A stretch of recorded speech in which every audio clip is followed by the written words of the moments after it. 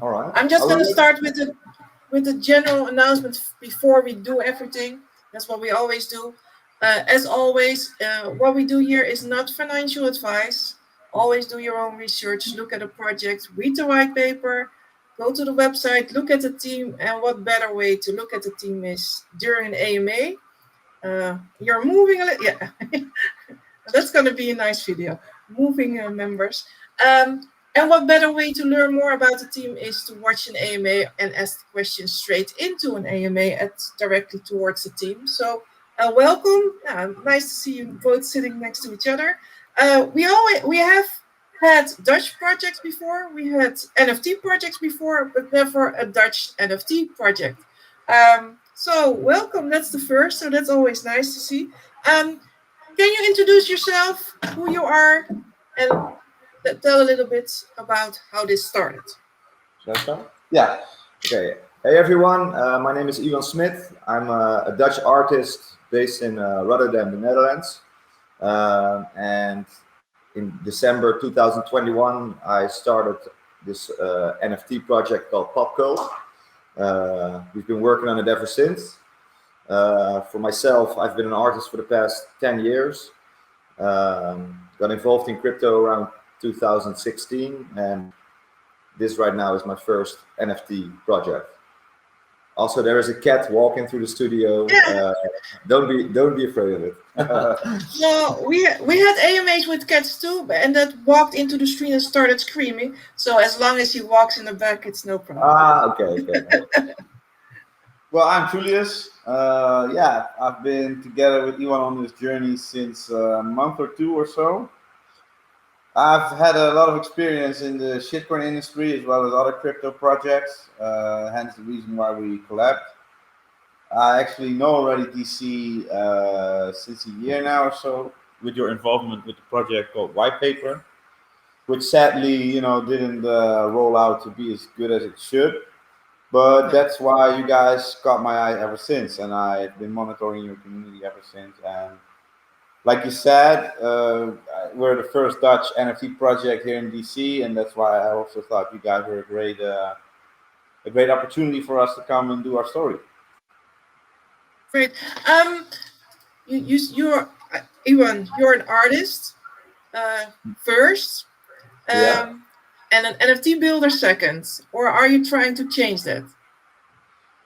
Well, as an artist, I'm always looking for opportunities to expand my work, but also my audience. So I don't know if I'm gonna be an NFT artist first or an artist second or vice versa.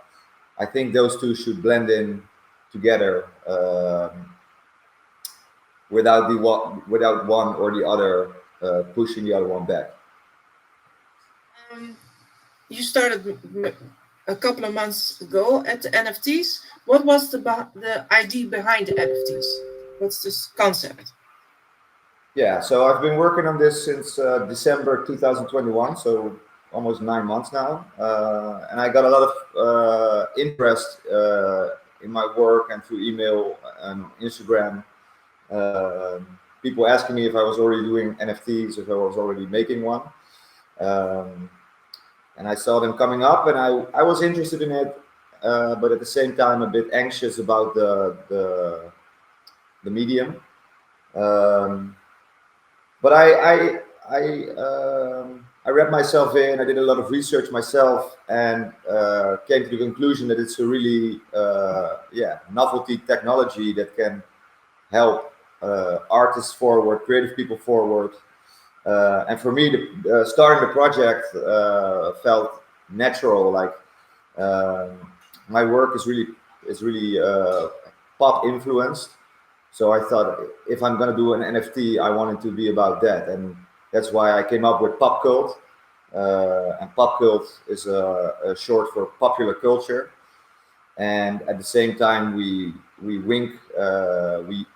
use the word culture, but also as a real cult. So like a group of people following a guru or a spiritual leader. So that's kind of, in NFTs, there's always a community around the project. and our community is a cult. That's the Get culted. get culted. And well, I think it's maybe also nice to mention the hundreds that you already did something. yeah, that's also something that came in between the whole journey, because when people started contacting me about when are you going to do an NFT, do you already have one? The hundreds also came with an NFT, the Adam Bomb Squad. It's pretty well known and well traded on OpenSea. But I did a collaboration with them back in 2015, and they're from originally they're a clothing brand in the States. And they did an NFT of 25,000 pieces about the history of their clothing designs. So mine are in there as well. You have the Dutch Atom Bomb, which are my designs. So I got a lot of requests about that, and the guys from the hundreds also reached out to me. So hey, we have to talk about NFTs, and yeah, there's a lot of opportunity there for you as an artist. So that's the hundreds part. So you designed all the NFTs by yourself. But we also see, looked at I'm a member of your Discord. We're going to drop those links in the chat. The members are still, because it's a cult, a community, can suggest different parts for an NFT. Yeah. Well, right now we're working towards the mint, and it's nice to have the community involved. So we try to do for every different trade, we try to ask the community and the people following us every week. We did 2 now about, hey, what do you want to see in the collection? And then after that we get ideas from people, and we just list them up and have a poll about them and see which one comes up on top, and I make those for the collection. So that's really fun to do, and it's also a nice way to interact with the audience. So such as one of the winners for the hat trades was the butt plug gnome from the I don't know who suggested that one. I don't know. Maybe someone on Twitter. But you're a Rotterdam group, so you have to have some Rotterdam. Yeah, definitely. But the artist Paul McCarthy, he's a really big international artist who he's from LA, I believe. But he has sculptures all over the world. So I think it's really cool to have a little connection to Rotterdam, but also to that artist. You just mentioned a little bit about trades. What are the different trades for your NFT, and what are the perks coming with the NFT that you design? Well, yeah, it's too much to list. I think there are more than 400 unique trades, and also one-of-ones and different special ones coming into the collection. Cannot yet disclose too much about those, but what I can disclose is that we want to, because I'm an artist from by trade, and I make works, I make sculptures, I make paintings, I do drawings. So I like it when the NFTs also cross over into your living room, actually. So what we're gonna do is we're gonna have a bunch of NFTs when they minted and when they're revealed. At random, some will have frames around them, and those come with a physical work. So if you open one of those, you can claim a physical work for free.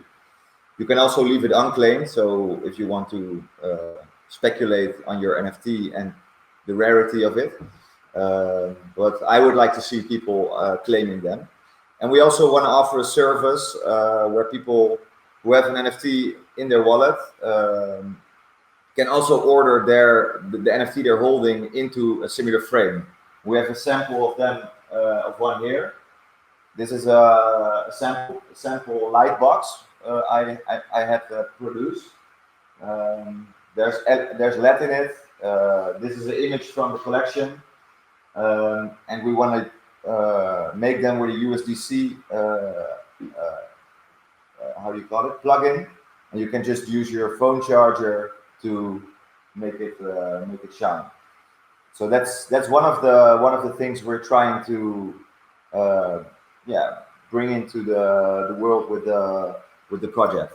As well as if you get a chance to mint a legendary, you'll actually have the chance to put that pepper on your nightstand, because the legendaries are one of ones in those light boxes. We have the golden ape here, the Picasso one, and the pepper, of course, which is Exactly. Yeah, those are some of the traits, and these are actually shaped light sculptures, um, and we're giving them away, and we're also looking into if we can do more different designs out of the collection and make them into three-dimensional physical pieces you can put on your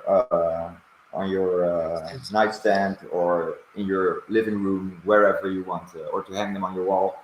That's so we're also doing some of those. So yeah, that's Yeah, and with these, you're bringing the art into the houses of the NFT holders. But are you going to do it the other way around too? Are you going to bring the NFTs to the art holders? That someone that doesn't go into the NFT, that they buy a light sculpture and that you give him yeah, definitely. I a am. wallet with the NFT on it. Yeah, but well, I think those are for me two separate stories. One, I have a bunch of people who've been following my traditional work, um, and who noticed that I'm working on an NFT project, and I've been reached out to a lot by those people saying, "Hey, this is interesting. I would like to join the project, but I don't know how. I don't have a wallet, or I never used crypto or bought an NFT before."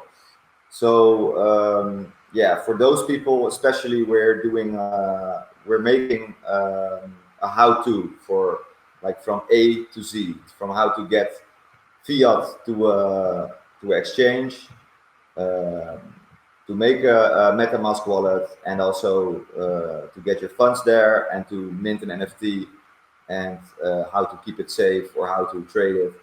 So so yeah, that's the first part. Um, and the second part of the story is also that I believe NFTs are going to be really valuable also in traditional art, because now when I sell a piece, I give someone a piece of paper with the name of the work and the name of the buyer and my autograph, and that's their proof that the work is theirs and they bought it. But of course, yeah, a piece of paper is not as safe as an NFT. So I want to incorporate NFTs more into my personal work as well, next to the NFT collection that we're doing. Yeah, like a digital ownership of an art piece.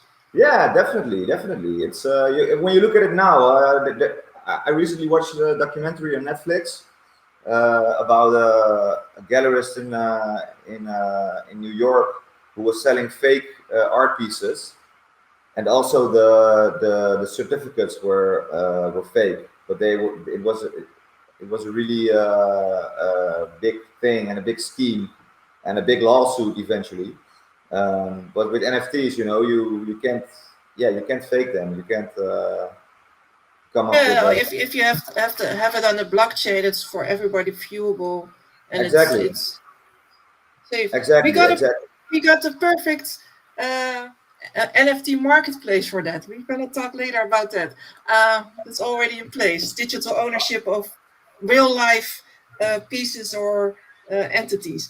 Um, Oh, you yeah. So you're we're doing this in Telegram, and NFTs they are mostly in Discord groups. You that's what you found out too. You just made last week the Telegram group because you're like, oh yeah, people are asking for it because they're not used to it yet in Discord. Um, how are you gonna do the marketing to get your group in Discord as big um, to be yeah. minting So the so 10K pieces? yeah. So Ideally, the Telegram, we delayed that because the majority of people will start from this evening and the next few evenings, because our Telegram marketing isn't that big, because like you mentioned, it's not the way that NFTs are going. They're mostly on Twitter and Discord. Our Discord is already looking very solid. And that was also the idea behind it. If we start to make all these separate, smaller communities, you have a bunch of small communities, but ideally we want everybody in the Discord. So at the counter is now at 1.4K, which is a very great number considering it's all organic. The Telegram, however, yeah, we do going to bridge a lot because I have a lot of shitcoin connections. We're going to bridge a lot of shitcoiners to the NFT industry. So, for example, I think this evening we're fully booked with a bunch of AMAs with a lot of people that haven't joined the Discord server in their life. So we do have the Telegram for that, but we do warn them at some point they do have to bridge over to the Discord because that is just how NFTs roll. And I think in the future, also the Telegram will start to evolve into Discord because Discord is so much better. It has so much more tracking possibilities and so on. So your question was more on how we're going to reach a community that is able to mint the full 10,000. Yeah. Well, that is you'll see that mostly from starting from Monday. We're going to take the traditional route. We're talking with a lot of big folks in Twitter Spaces. They aren't as nice as these AMAs because you can see us on Twitter Space. It's all just voice. It's there's no camera, no video, but it is very.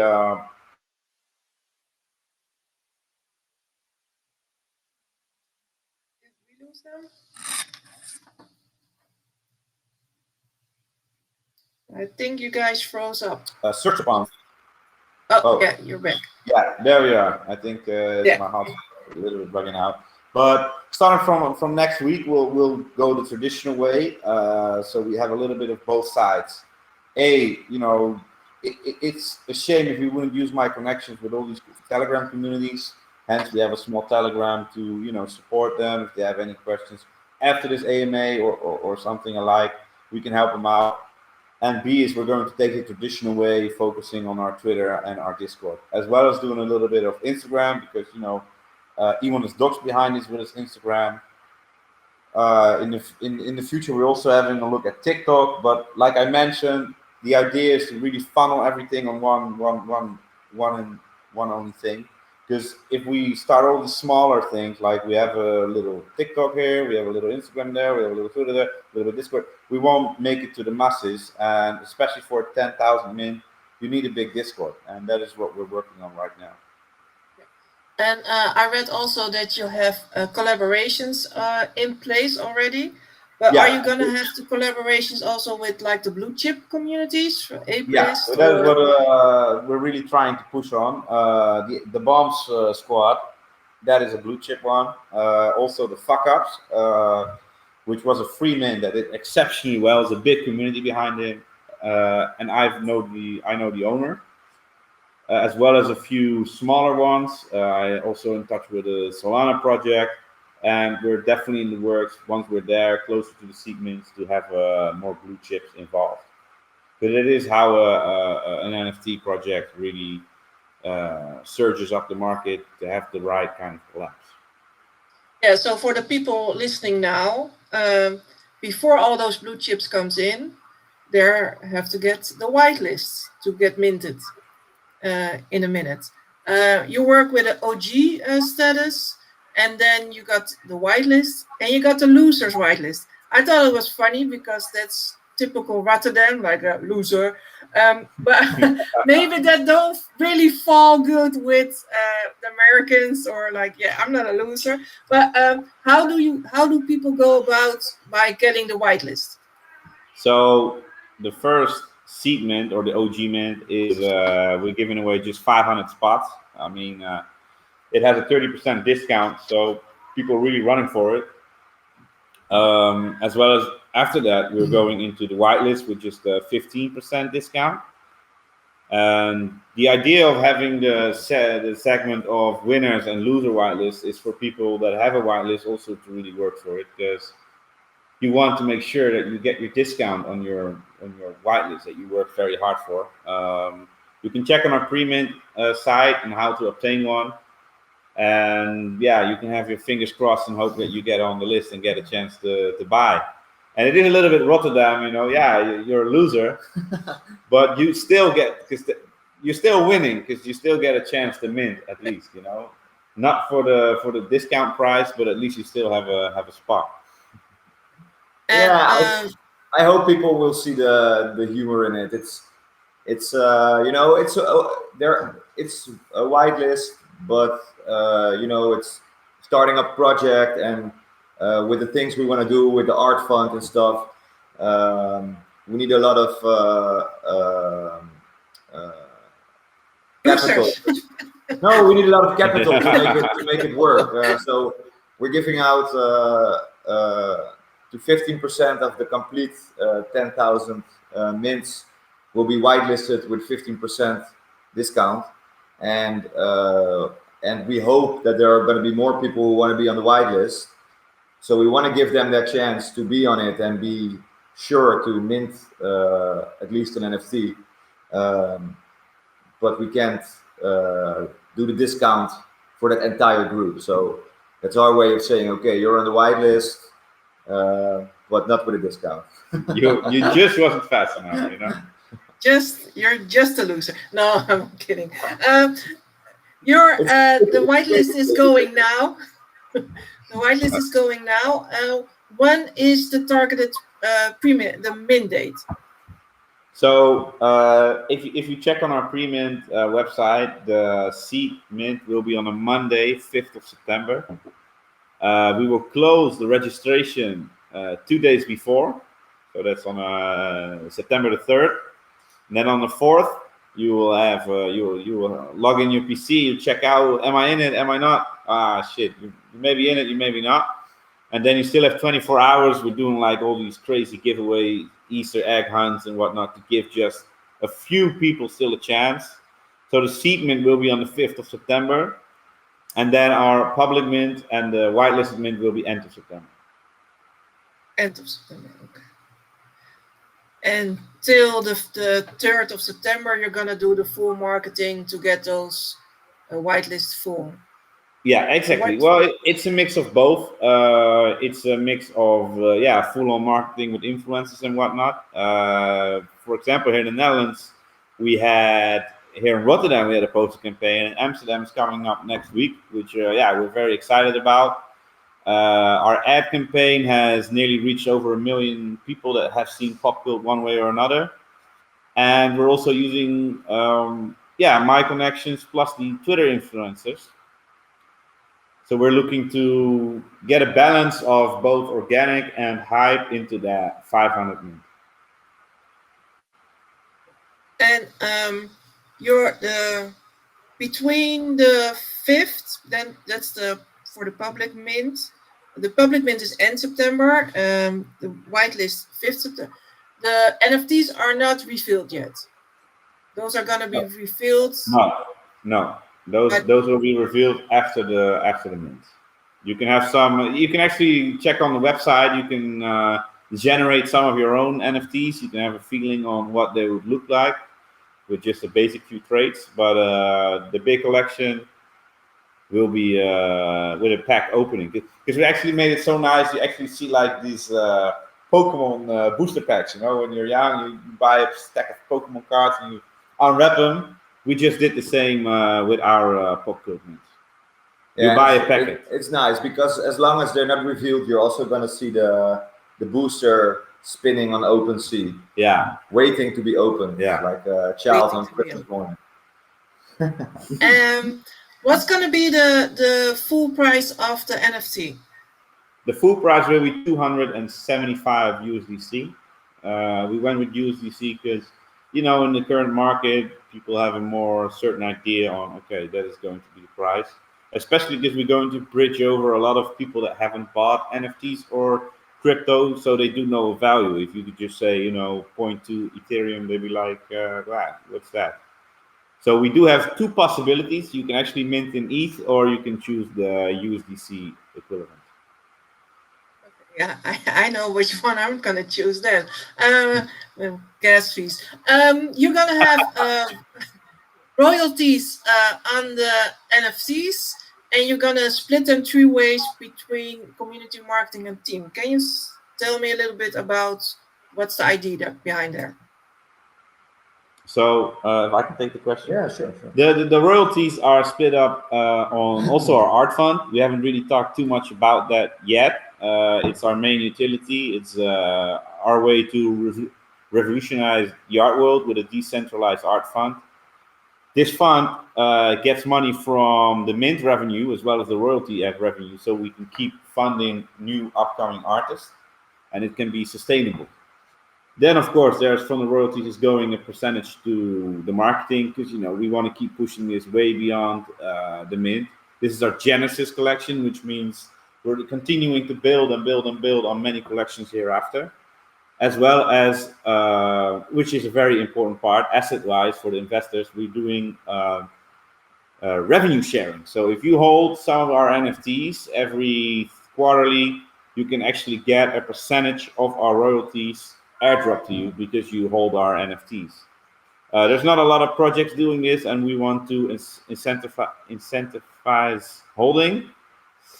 So that is our royalty split up. That's nice. And the date of the airdrops, you're not gonna announce beforehand. It's gonna be a Yeah, this surprise. will be totally community dependent, because we're also looking at gas fees and snapshots because we have to make us.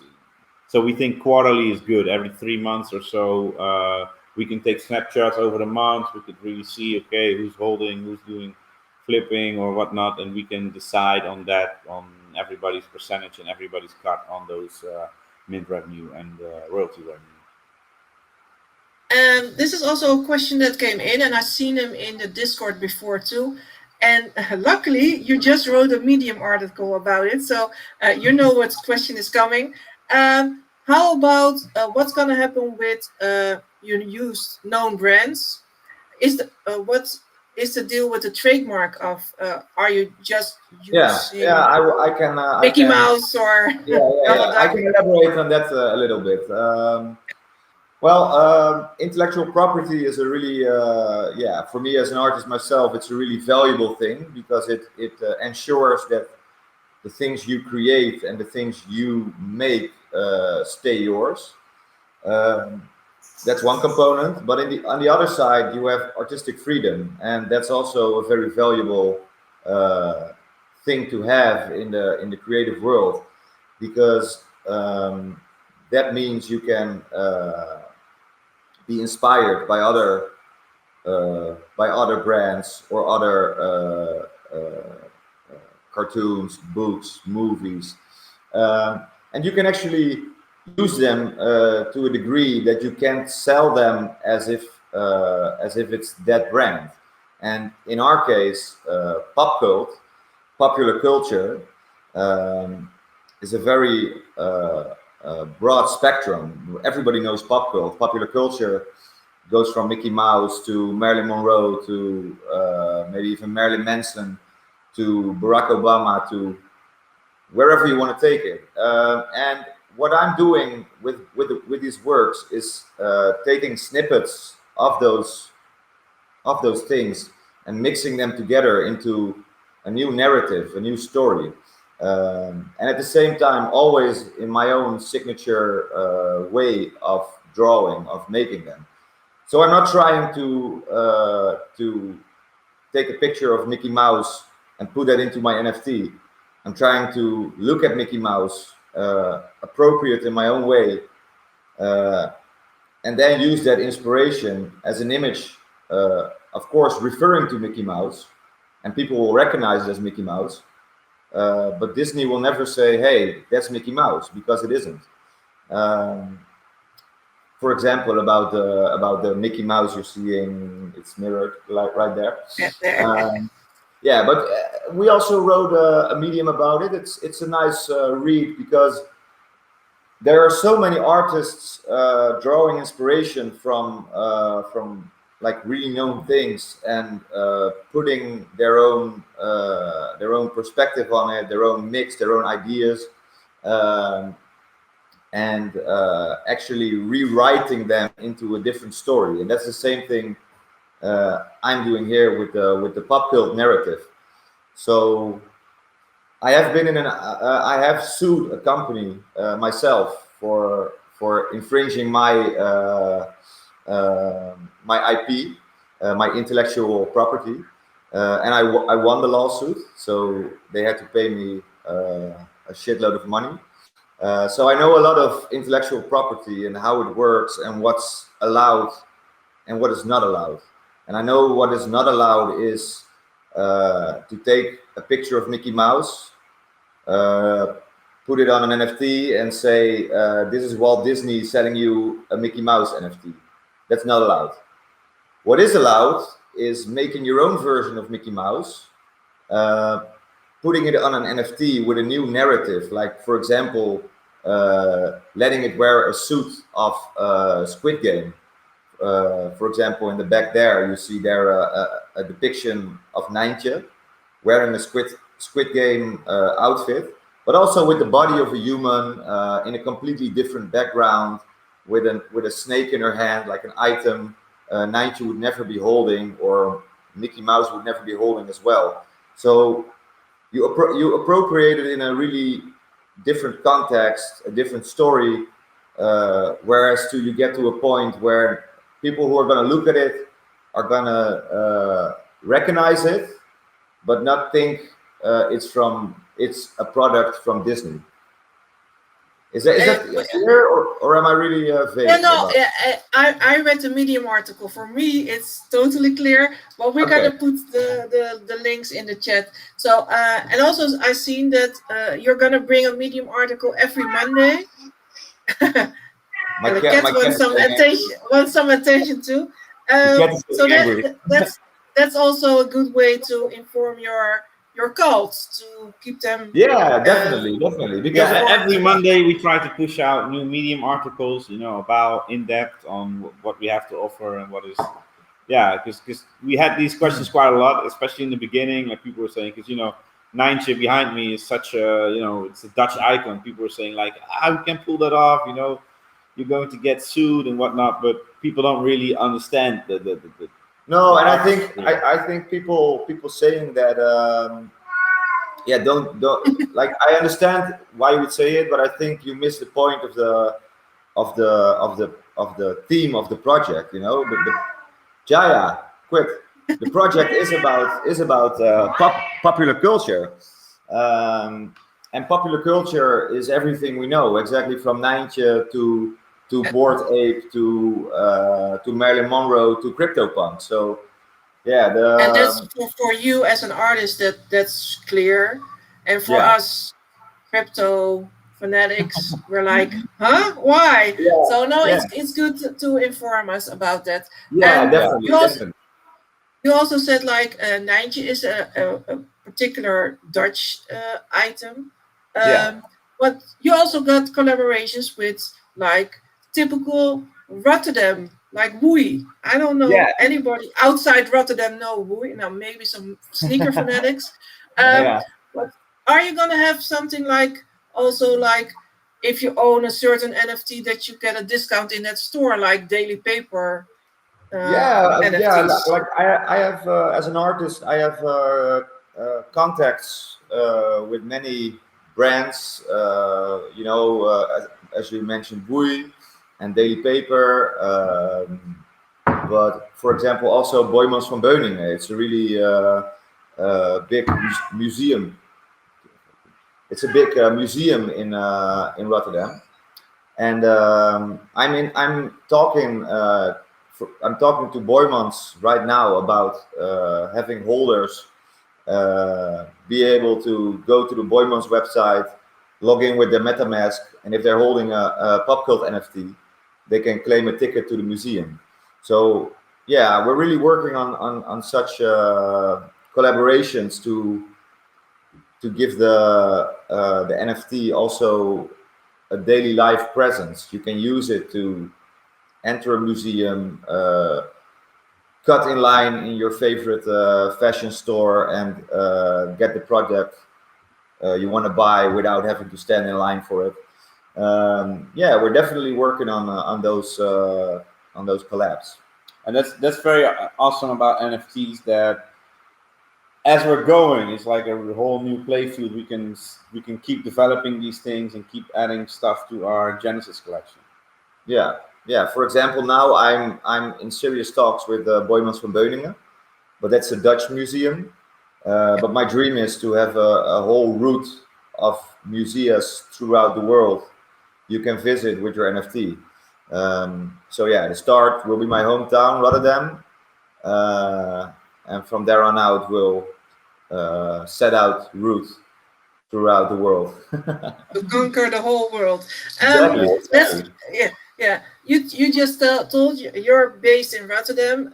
I know a couple of guys in our group that are already OG, and you had your first OG meeting, real life, in Rotterdam in your atelier. I think you call it. Yeah, definitely. Yeah. Yeah, Yeah. yeah. So and that's we're sorry that we couldn't come, but I think that's also like a new way to interact with your members of your cult, because like I'm doxxed, I'm in full view, but a lot of people still like, no, I'm not gonna be doxing. Yeah, I don't want people to see me.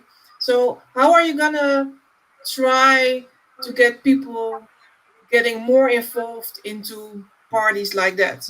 I Yeah. know people that are going to Ape Fest. Yeah, they want to be proud and say, "Yeah, I got an ape. I'm going to New York and I'm going to party."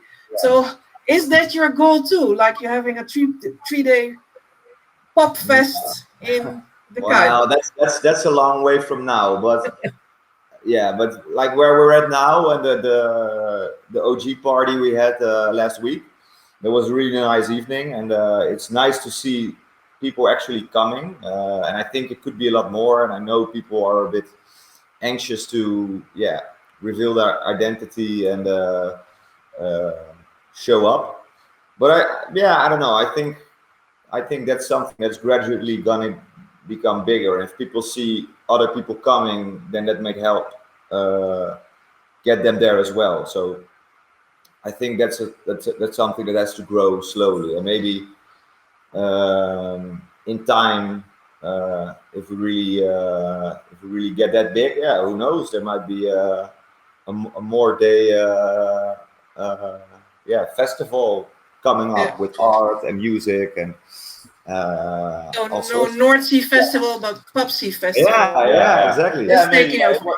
it was like Iwan said, it was a nice way to really meet the community. There were actually a few folks that did not want to become doxxed, or that requested to stay hidden, and because we had a film crew film a bunch of things, and we don't film those who don't want to get in the picture. But yeah, it was a wonderful day, and we definitely aim on doing bigger parties in the future, especially after the mint and whatnot, to celebrate. We all made it, WACME, we're all gonna make it. Next time they're gonna have a Pepe mask on